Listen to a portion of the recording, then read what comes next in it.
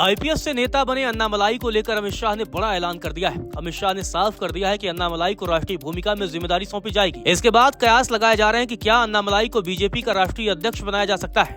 दरअसल तमिलनाडु में अगले साल विधानसभा चुनाव है। विपक्षी खेमे में अभी से तैयारियां चल रही हैं। बीजेपी नेता और केंद्रीय गृह मंत्री अमित शाह ने साफ कर दिया है कि बीजेपी के पूर्व प्रदेश अध्यक्ष के अन्नामलाई जल्द ही राष्ट्रीय भूमिका में दिखेंगे। इसके साथ ही वे तमिलनाडु में भी अहम जिम्मेदारी निभाएंगे। शाह ने दावा किया कि 2026 में एनडीए तमिलनाडु में सरकार बनाएगी और बीजेपी सक्रिय भूमिका निभाएगी। अन्नामलाई के बारे में अमित शाह ने कहा कि तमिलनाडु के पूर्व प्रदेश अध्यक्ष के अन्नामलाई को बीजेपी में राष्ट्रीय स्तर की जिम्मेदारी सौंपी जाएगी। साथ ही वे तमिलनाडु की राजनीति में एक अहम भूमिका निभाते रहेंगे। अन्नामलाई सिर्फ राज्य तक सीमित नहीं रहेंगे, बल्कि बीजेपी उनकी संगठनात्मक क्षमताओं का उपयोग राष्ट्रीय स्तर पर भी करेगी। तमिलनाडु बीजेपी अध्यक्ष के रूप में अन्नामलाई जी ने सराहनीय कार्य किया है। पार्टी उनके संगठनात्मक कौशल को राष्ट्रीय ढांचे में इस्तेमाल करेगी।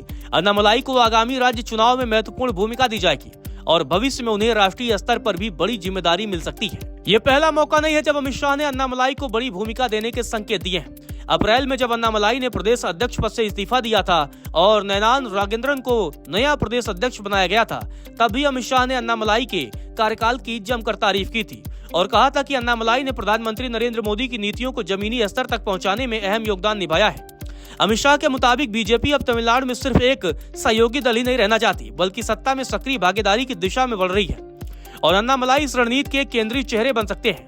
वहीं शाह से जब एक्टर विजय की पार्टी टीवीके के बारे में पूछा गया और एनडीए में शामिल होने की संभावनाओं के बारे में पूछा गया, तो उन्होंने जवाब टालते हुए कहा कि चुनाव में भी समय है। उनके इस बयान से अटकलें तेज हो गई हैं कि बीजेपी टीवीके के साथ संभावित गठबंधन के लिए दरवाजा खुला रखना चाहती है, क्योंकि बीजेपी किसी भी कीमत पर तमिलनाडु में सत्ता में आना चाहती है।